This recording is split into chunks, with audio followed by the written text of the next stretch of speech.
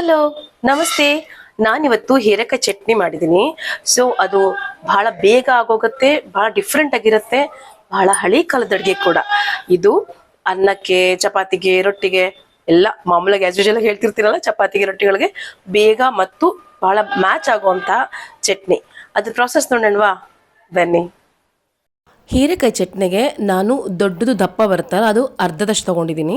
ಹೀರೆಕಾಯಿನ ತೊಗೊಂಡ್ಬಿಟ್ಟು ಮೇಲ್ಗಡೆ ಸಿಪ್ಪೆದೆಲ್ಲ ತೆಗೆದಿದ್ದೀನಿ.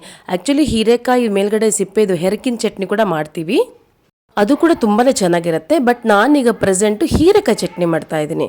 ಇದು ಸ್ವಲ್ಪ ಮೀಡಿಯಮ್ ಆಗಿ ಹೆಚ್ಕೊಂಡ್ರೂ ಸಾಕು, ಯಾಕಂದರೆ ಮಿಕ್ಸಿಗೆ ಹಾಕ್ತೀವಿ, ಆದರೆ ಸ್ವಲ್ಪ ಬೇಯಿಸ್ಕೋಬೇಕಲ್ಲ. ಸ್ವಲ್ಪ ಸಣ್ಣದಾಗಿ ಹೆಚ್ಕೊಂಡಿದ್ರೆ ಏನಾಗುತ್ತೆ, ನೀಟಾಗಿ ಬೇಯುತ್ತೆ. ನಮಗೆ ಮಿಕ್ಸಿ ಆಗಲಿ, ಯಾಕೆಂದರೆ ನೀರು ಹಾಕೋ ಹಾಗಿಲ್ಲ ಇದಕ್ಕೆ, ಇದೇ ನೀರು ಬಿಡುತ್ತದ ಕಾರಣ ಸ್ವಲ್ಪ ಎಣ್ಣೆ ಒಳಗೆ ಮಾಡೋವಂಥದ್ದು. ಆಮೇಲೆ ನಾನು ಇದಕ್ಕೆ ಜೀರಿಗೆ, ಮೆಂತ್ಯ, ಸ್ವಲ್ಪ ಕೊತ್ತಂಬರಿ ಬೀಜ, ಹಸಿಮೆಣಸಿನ್ಕಾಯಿ, ಕೊತ್ತಂಬರಿ ಸೊಪ್ಪು ಇಷ್ಟನ್ನು ಹಾಕಿ ಮೊದಲು ಹುರ್ಕೊಂಡು ಸ್ವಲ್ಪ ತುಪ್ಪ ಒಂದೆರಡು ಸ್ಪೂನಷ್ಟು ತುಪ್ಪದಲ್ಲೇ ಹುರ್ಕೊಳ್ಳಿ. ಯಾಕಂದರೆ ಸ್ವಲ್ಪ ಭಾಳ ಬೇಕಾಗೋದಿಲ್ಲ ಜಿಡ್ಡು ಇದಕ್ಕೆ, ಹಾಗಾಗಿ ತುಪ್ಪದಲ್ಲೇ ಹುರ್ಕೋಬೇಕು. ಆಮೇಲೆ ಅದೇ ಜಿಡ್ಡಲ್ಲೇ ನಾವು ಇದನ್ನು ಹೀರೆಕಾಯಿನ ಕೂಡ ಹಾಕ್ಕೊಳ್ಬೇಕು, ಸಿಮ್ಮಲಿಟ್ಟು ಮಾಡ್ಕೋಬೇಕು. ಯಾಕೆ ಅಂತಂದರೆ ಇದು ಎಣ್ಣೆ ನೀರು ಬಿಡುತ್ತೆ, ಆದ ಕಾರಣ ಅಷ್ಟು ತುಪ್ಪ ಸಾಕು, ಮತ್ತು ನೀರು ಹಾಕೋ ಕೆಲಸ ಇಲ್ಲ.